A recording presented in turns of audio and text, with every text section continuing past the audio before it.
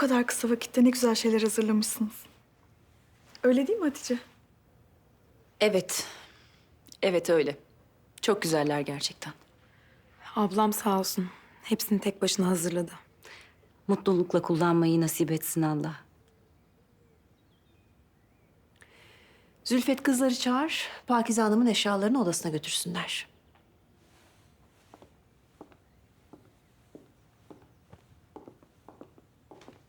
Çeyizler serilmiş bakıyorum. Öyle. Sizi gelinim Pakize ve ablası Efsun Hanım'la tanıştırayım.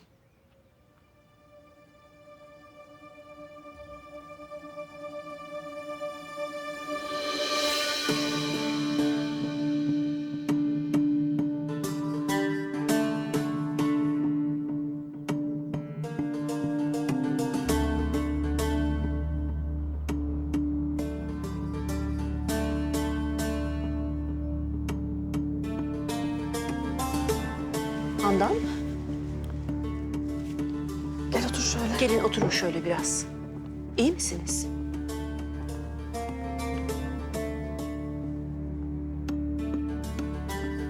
İyi misiniz Handan? Bir bardak su getirin. Burada var.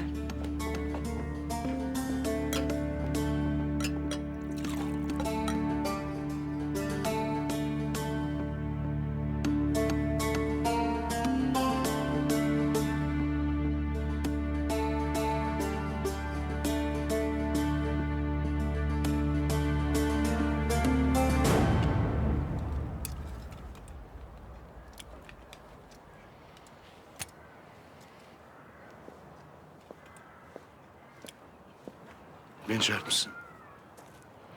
Eskiden babam her gün talim yapmamızı isterdi. Epeydir aksattık.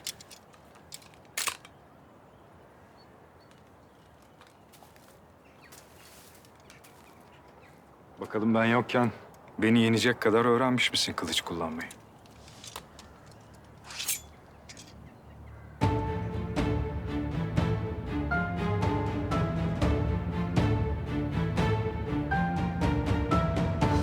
Handan! Ne oldu kızım? Neyin var?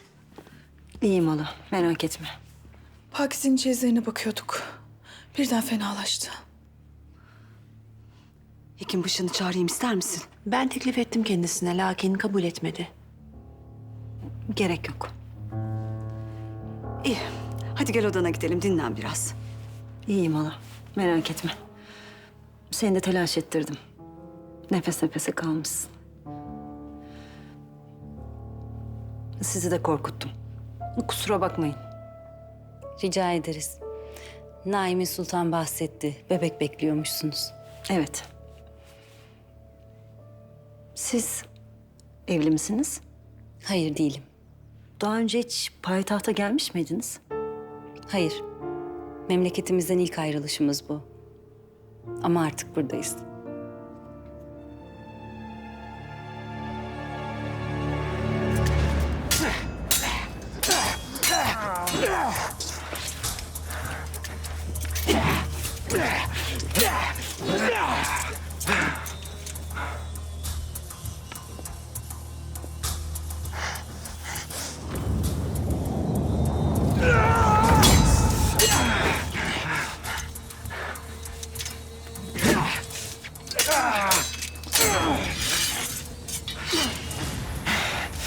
Ben yokken talim yapmışsın belli. Sen de hiç boş durmamışsın.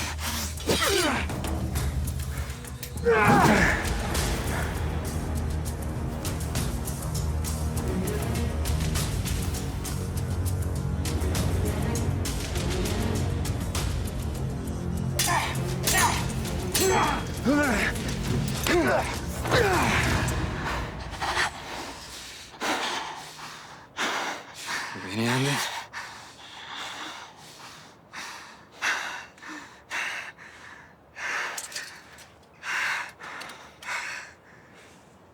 Tebrik ederim.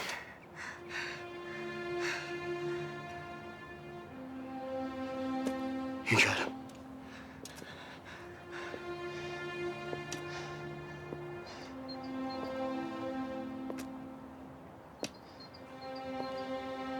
İzlediniz mi hünkârım? Sizi böyle görünce eski günleri hatırladım. Eski günlerdeki gibi, lakin bu defa ben kazandım. Boynuz kulağa geçmiş hünkâr. Maşallah, maşallah. Müsaadenizle yapılacak işlerim vardı.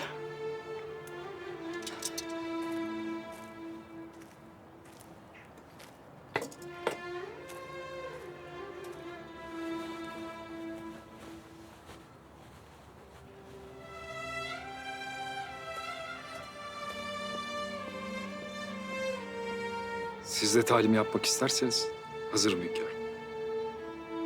Bana da mı bilerek yenileceksin? Yine de iyi dövüştü. Seni yenecek kadar iyi değildi. Ama buna ihtiyacı vardı hünkârım.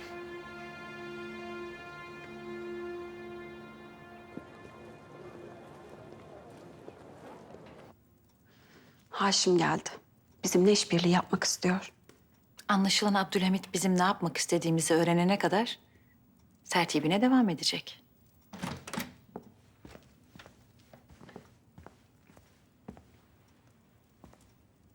Siz bir şey yapmayacaksınız bundan sonra. Ne demek oluyor bu? İngiliz hariciyesinin sana verdiği vazifeye el koyuyorum. Bundan sonra işi ben yöneteceğim. Arap isyanını başlatmak için senin nezaketin asla yeterli olmaz.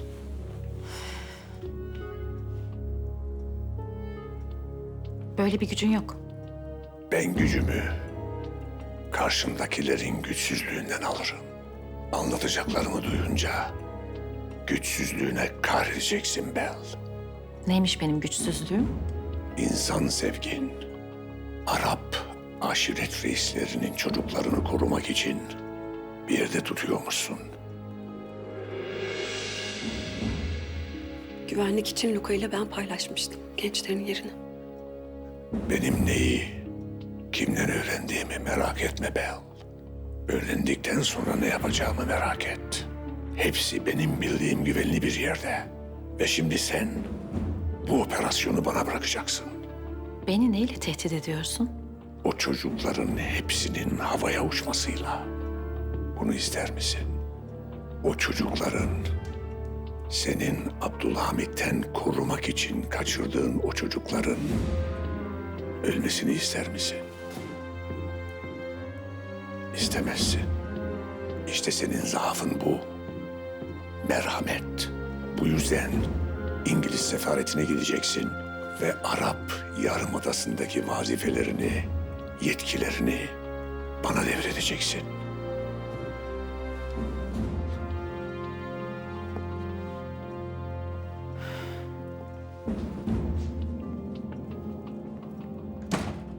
Bu adam barbar bir katil. Ne yapacağız?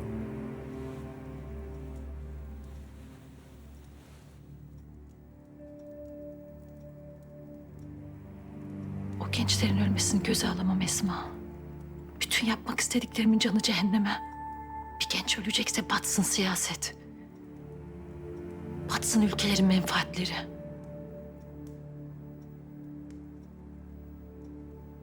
Her şeyden. Tüm arzularımdan vazgeçerim. Yeter ki bir tane gencin canına zarar gelmesin. Parvus'un istediğini yapacağız. Parvus durmayacaktır. Eninde sonunda o gençlerin cesedini babalarının önüne atacaktır. Benim saf ve temiz yolumu Parvus'un kan dökerek kirletmesine asla izin vermeyeceğim.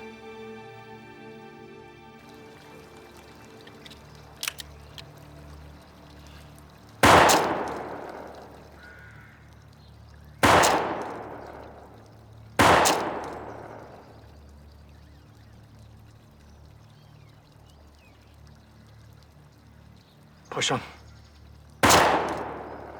Konuşalım. Şerbet dağıtma işinin arkasında da şık manol varmış. 20-25 kadar çocuğa dağıtmışlar bunlar. Birçoğu beğenmeyip dökmüş. Lakin 2 çocuk vefat etmiş. Benim şehrimde Bana emanet edilen çocuklar zehirlenecek birileri tarafından. Ve o çocuklar toprağın altına girdikten sonra mı bana haber gelir? Ha Canan Efşanlar! Böyle mi olacak? Biz neden buradayız Arap? Biz anamızdan neden süt emdik? Hünkârımız bizi neden korudu? Yahu babalarımızın bize ettiği nasihatın hiç mi önemi yok? Bilirsiniz. Benim cana karşı canı gönülden bir muhabbetim vardır Canan Efşanlar. Mahlukata da sevgilim derim. Lakin sabrım tükendi. Asabım küheylana binmiş, 4 nala gidiyor. Şimdi söyleyin, bu şık manolü 7 ciddiyle beraber yakmamak için bana bir tek sebep söyleyin.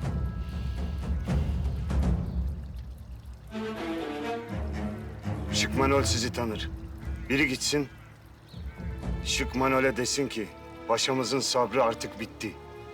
Şık manolü deyin ki bir tek saat içinde gemi bulamaz ise eğer trenle, tren bulamazsa atla, at olmazsa eşekle hemen bir saat içinde payitahtı terk etsin. Çopur, işittin. Aynı ilet.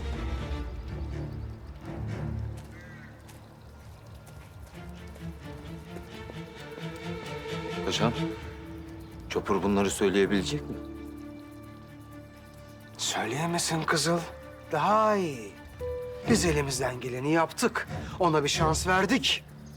Çopur söyleyemez ise, Manol de bunu anlayamaz ise bize ne? Eğer birazcık aklı varsa bir saat içinde payitahtı terk eder. Yoksa ahtım olsun, sözüm mü olsun, ona kendi mezarını kazdıracağım.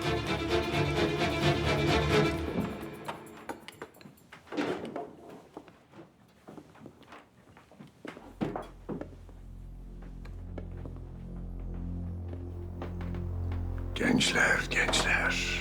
Sizler aldanmak konusunda çok mahirsiniz. Siz kimsiniz? Hayatınızı kurtaran adam. Ne oluyor? Bel sizi Abdülhamid'e yem edecekti. Abdülhamid de sizi babalarınızın isyan etmesi korkusuyla öldürecekti. Aynı Beni Cüşen kabile reisinin oğlu Alim Efendi'ye yapacağı gibi. Ama ben buna mani olacağım. Bunun için de sizi yakında önce Selanik'e, oradan da gemiyle kendi memleketlerinize göndereceğim. Gerçekten biz ne oluyor bilmiyoruz. Alim Efendi neden tutuklandı? Biz neden hala buradayız? Bel Hanım bizden ne istiyor bilmiyoruz. Sadece şunu bilin. Sizin hayatınızı kurtarıyorum.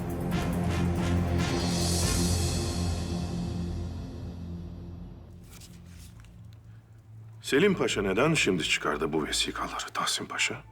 Hünkârım, belki eline yeni geçmiştir. O daha kötü ya. Eline yeni geçtiyse bizim kararımızı etkilemek isteyen kim? Hünkârım, Selim Paşa'dan şüphe mi edersiniz?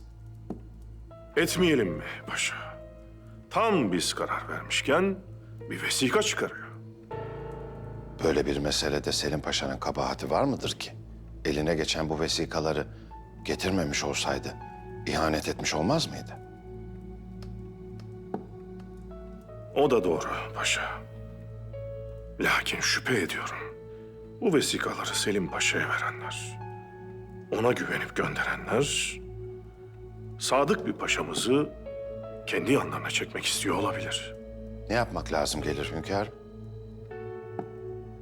Siz Selim Paşa'yı takip ettiriniz. Nerede, kiminle görüşüyor bir anlayalım. Emredersiniz hünkârım.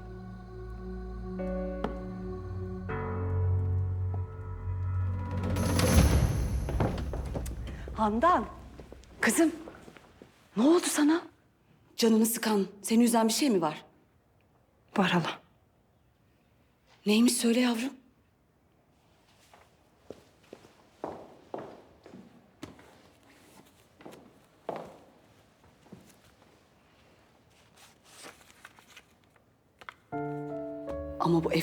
Esme? Ne işi var kızım bunun sende? Hayır değil. Bu Mehmet'in ölen sevgilisi. Bir türlü unutamadığı büyük aşk. Süheyla.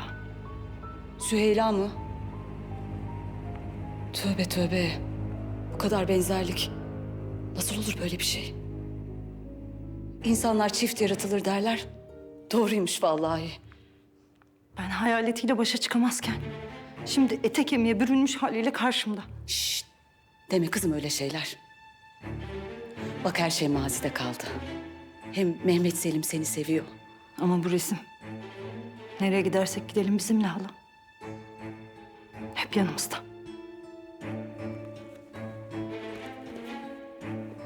Mehmet onu hiç unutmadı.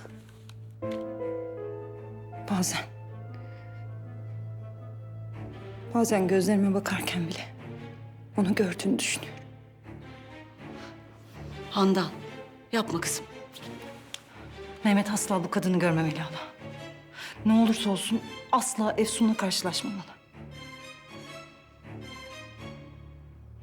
Hünkârım, Bel Hanım'ı bekledim ama gelmedi. Yardımcısı benim onlarla işbirliği yapmamdan hoşnut olmuştu aslında.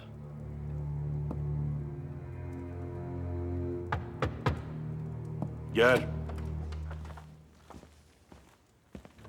Hünkârım, bir misafirimiz var. Kim? Gertrude Bell.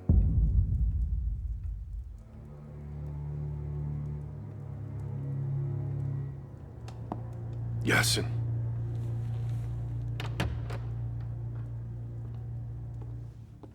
Buyurun.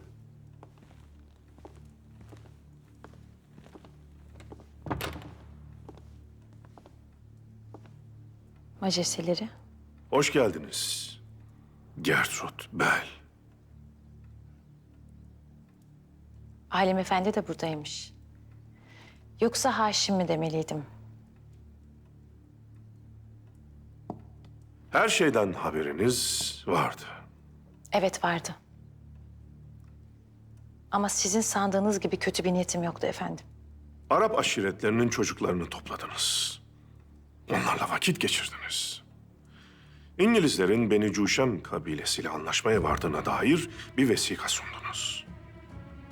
Siz kimsiniz? Gertrude Bell. Ben medeniyet sevdalısı biriyim. Beni götürmek istedikleri yeri fark edince buraya geldim. İngiliz hariciyesi, evet, Beni Cuşem kabilesiyle anlaşmış. Bana vesikayı onlar verdiler. Biz de Beni Cuşem kabile reisinin oğlunu sarayda misafir ettik. Bu durumdan endişelenince ben diğer gençleri güvenli bir yerde misafir etmek istedim. Fakat Parvus onları öldürmek istiyor. Benim tek bir niyetim vardı efendim. Arap medeniyetini tanımak. Ama İngilizlerin ve Parvus'un çok kirli bir tertibi var. Nedir o tertip? O gençleri öldürüp Arap Yarımadası'nda büyük bir isyan başlatmak. Size iyi niyetimi göstermek için bunu söylüyorum efendim. İyi niyetinizi anlamamız için o gençlerin hayatını tam manasıyla kurtarmanız lazım. Gençler nerede? İnanın ki bilmiyorum efendim. İnanın ki. Bunu bilmeyi o kadar çok isterdim ki. Ama ne yapıp edip öğreneceğim. Efendim, bana itimat etmeniz için size çok kıymetli bir bilgi daha vereceğim. Nedir o bilgi? İngilizler Beni Cuşem kabilesi dışında 5 Arap kabilesiyle daha anlaşmış. İsyan için birlikte hareket edecekler. Bu kıymetli bir malumat. Eğer doğru çıkmazsa ilelebet karşımda olursunuz. Emin olun değil efendim. Sizin bir katil olmadığınıza inanıyorum Bel Hanım. O gençlerin yerini öğrenmeye çalışınız. Bunu sizden daha çok istiyorum.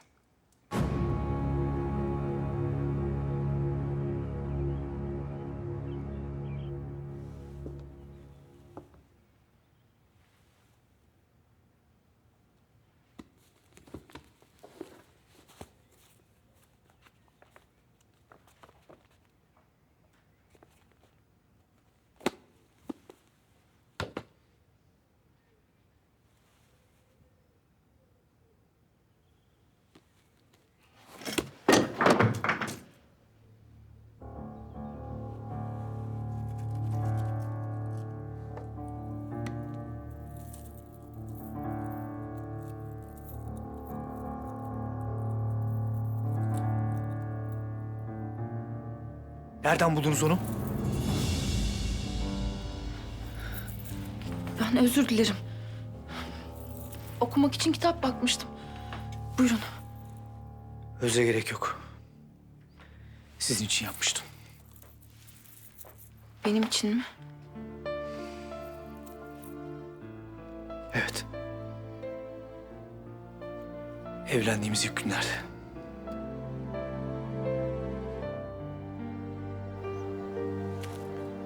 Bugün başın dönmüş, fenalaşmışsın. Kimden duydun? Naime söyledi. Merak ettim. Ne oldu öyle birdenbire? Bir an fenalaştım. Lakin şimdi iyiyim. İki kardeşim de aynı anda evlenmeye karar verince... herkesi bir telaş aldı. Sen de etkilendin tabii. Tanıştın mı Abdülkadir'in eşiyle? Evet, tanıştım. Abazya prensesiymiş. Bir de ablası varmış diye duydum.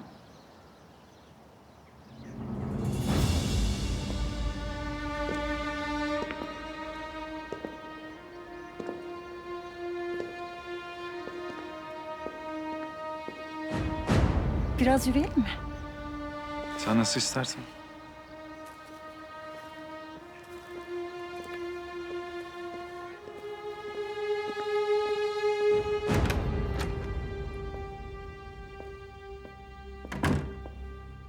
Fehim Paşa'mız çopurunu göndermiş. Şıkmanım. Fehim Paşa diyor ki... Bir saat içinde her şeyi bırakıp... Lüzumlu şeyler söylemeyeceğini düşünüyorum.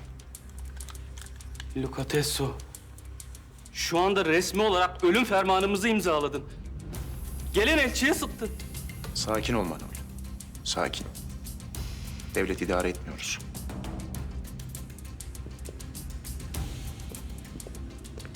Bunu biraz güneşte bekletin. Koksun. Sonra da götürüp Fehim Paşa'nın evinin önüne atın. Fehim Paşa çopurdan haber alamayınca bütün mekanlarımı basar. Çok para kaybedeceğim. Fehim Paşa ortadan kalkınca afyon işlerinden kazanacağım parayı düşün Manol. Onlar çopurun telaşına düşmüşken biz de saklanacağız. Ta ki Fehim Paşa iyice sinirlenene kadar. Bel Hanım'ın tertipleri olabilir. Lakin ben onun katil olmadığına inanıyorum Tahsin Paşa. Yine de bu tedbirli davranmamıza mani değil. Arap aşiret çocuklarının okullarında olup olmadığını tetkik ettirdiniz mi paşa? Ettirdim hünkârım, yoklarmış. Bel Hanım doğru söylüyor olabilir. Beni Cuşem kabile reisi Şeyh Talip... Payitahta geliyorlar hünkârım. Önümüzde iki mesele var Tahsin Paşa. Birincisi, İngilizlerin hangi Arap aşiretleriyle anlaştığını öğrenmek. İkincisi ise o gençleri Parvus'un elinden kurtarmak.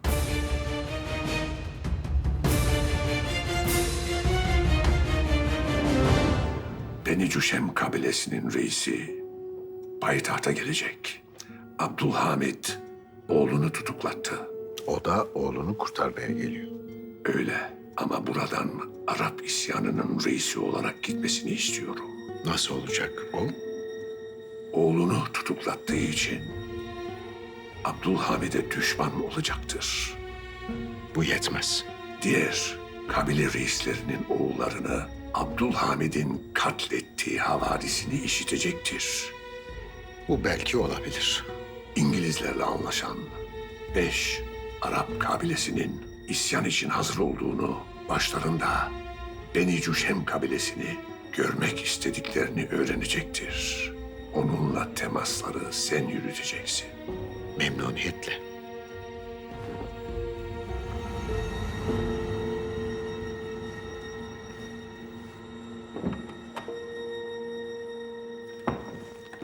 Buyurun Selim Paşa. Selamun aleyküm. Aleyküm selam. Buyurun lütfen.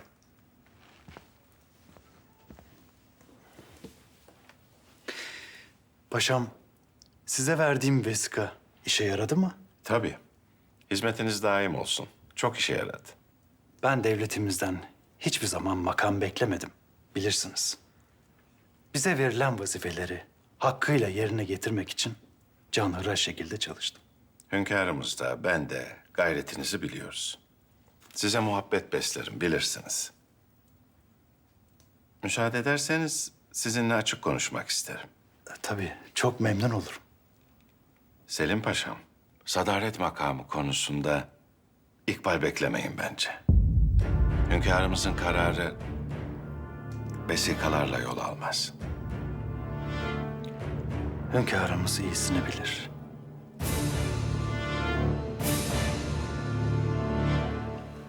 Mahmut, saat kaç oldu? Gene gelmedi bu çocuk. Sebahattin artık başının çaresine bakabilecek yaşta. Eğer oğluma bir şey olursa... Seniham, Seniham, Seniham, Seniham. Sen kendini boşuna üzme. Sebahattin de diğer pek çok genç gibi karşılıksız sevdanın acısını çekiyor. Ama inan bana, çektiği bu acı onu daha da büyük bir adam haline getirecektir. Gel. Gel.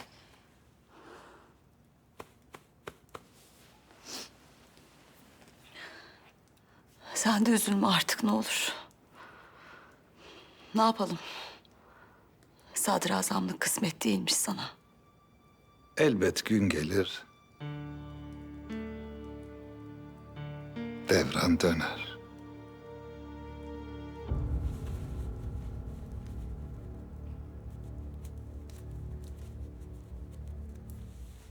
Handan bir yardımcı olur musun? Kimler olacakmış akşam yemeğinde? Yani aile dışından yabancı biri yoktur herhalde. Geniş bir aile yemeği olacakmış. Vasfi Efendi, Hatice, Kemalettin Paşa.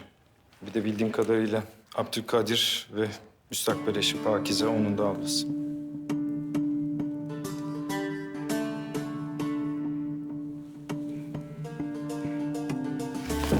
Handan, iyi misin? Biraz başım döndü sadece. Karnında falan bir sancı yok değil mi? Hı? Geç uzan şöyle, gel.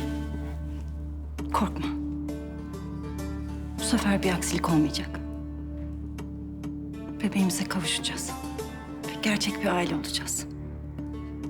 Hiç kimsenin, hiçbir gücün ayıramayacağı, yıkamayacağı gerçek bir aile. Tamam, ben kızları çağırayım, seninle alakadar olsunlar. Yemeğini falan odana getirsinler. Ben de vakitlice kalkar gelirim.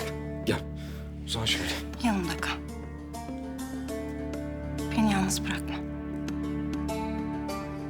Hünkârımız yemeğe katılamadığın için mazur görecektir seni. Lütfen.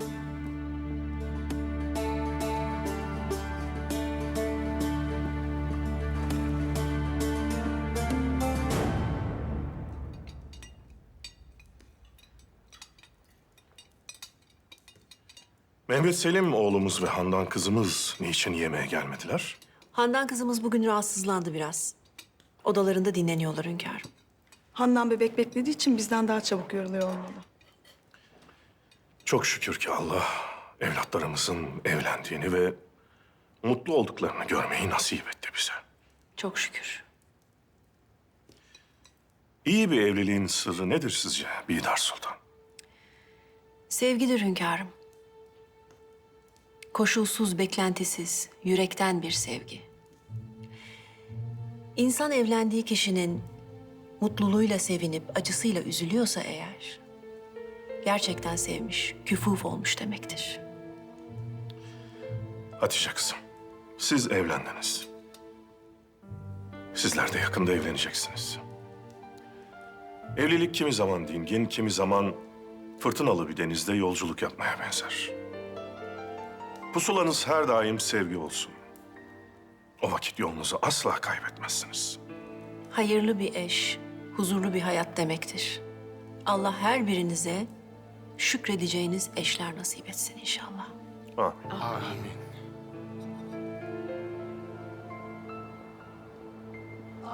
Allahu Ekber, Allahu Ekber. La ilahe illallah. Allahu Ekber. Allahu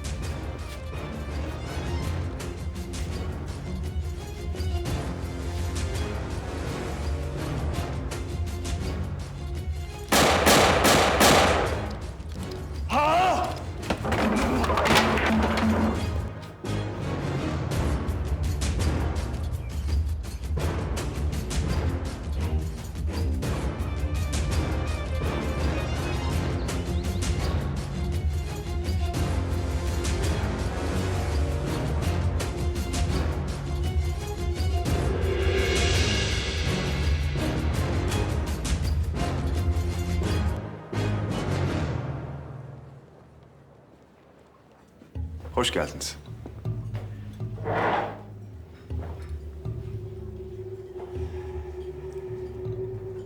Bir şey mi oldu? Hünkârımız sadrazamlığı bana vermeyecek.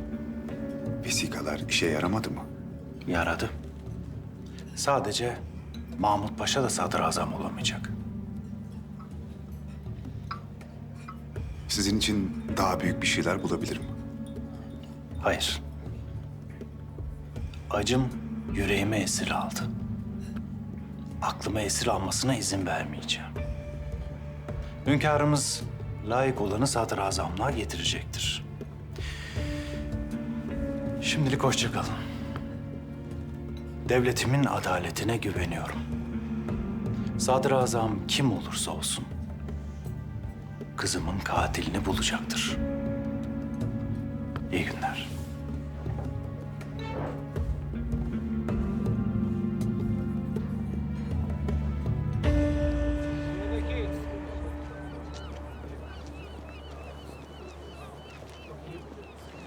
Payidahta hoş geldiniz. Hünkârımız sizi sarayda misafir edecekler. Hoş gelmeyi arzu ederdik Tahsin Paşa. Lakin ben buraya misafir olmaya gelmedim. Haksız yere tutuklanan evladım için hesap sormaya geldim. Halifemizin davetini red mi ediyorsunuz? Halifenin değil, evladımı tutuklayan hükümdarın davetini reddediyorum. Çadırımı kuracağım. Oğlum serbest kalana kadar o çadırdan çıkmayacağım. Bir kabahat görürseniz gelip tutuklarsınız.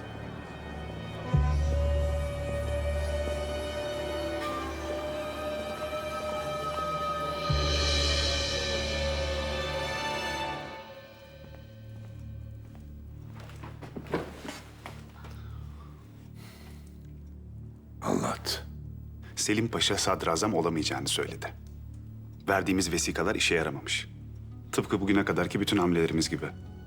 Abdülhamit'in sadrazam yapacağı kişi bizim adamımız olmayacak. Başka bir yol bulacağız. Eminim bulacaksınız. Birlikte bulacağız. Bay Parvus, buraya aynı zamanda size veda etmek için geldim. Viyana'ya dönüyorum. Yahudi devleti artık başsız mı kalıyor? Asla. Yeni bir Siyonist kongre toplayacağım. Ama savaşa burada devam etmemeye karar verdim. Abdülhamit'in yenileceğine inanmıyorum. O ancak yatağında eceliyle öldüğü zaman Yahudi devletini kurabileceğim. Arz-ı Mevud'un kapıları o öldüğü zaman bize açılacak. O vakit benden gelecek haberi bekle Herzl. Uzak gördüğünü sana yakınlaştıracağım. Abdülhamid'e son darbeyi vurmak için seni buraya getireceğim. Bütün ömrümü o gün için ziyan etmeye yemin ettim.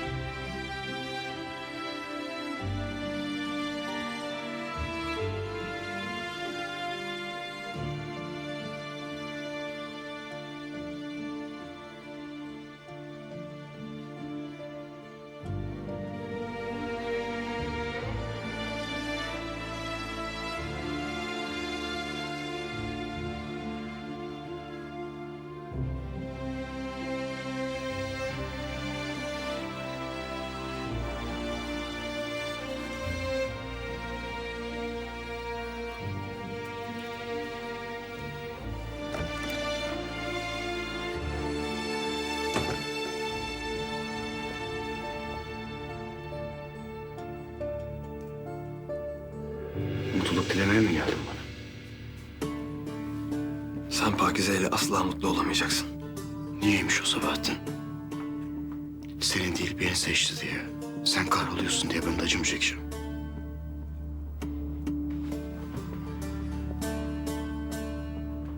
Onu buna sen mecbur ettin. Ben kimseyi hiçbir şey için soramadım.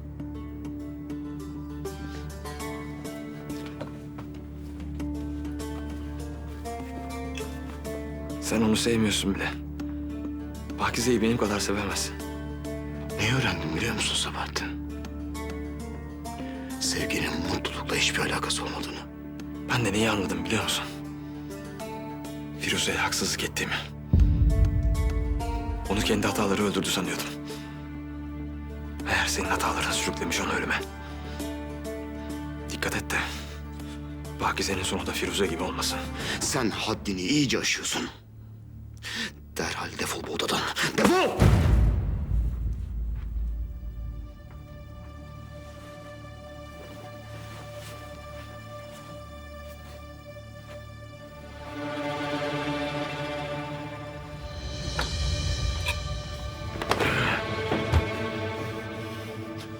Asıl sen bu dünyadan defolup gideceksin. Ne yapıyorsun sen? Aklını mı yitirdin? Öldürecek miydin gerçekten Abdülkadir'i? Bu kadar mı kendini kaybettin? Belli ki düğün hediyesi getirmiş bana. Yeter artık. Bu hadise burada kalacak. İkiniz de dışarıda tek laf etmeyeceksiniz. Tamam mı? Tamam mı dedim? Sen de benimle gel. Biraz konuşalım, sakinleş. Sana benimle gel dedim. Pakize'ye her baktığında beni göreceksin.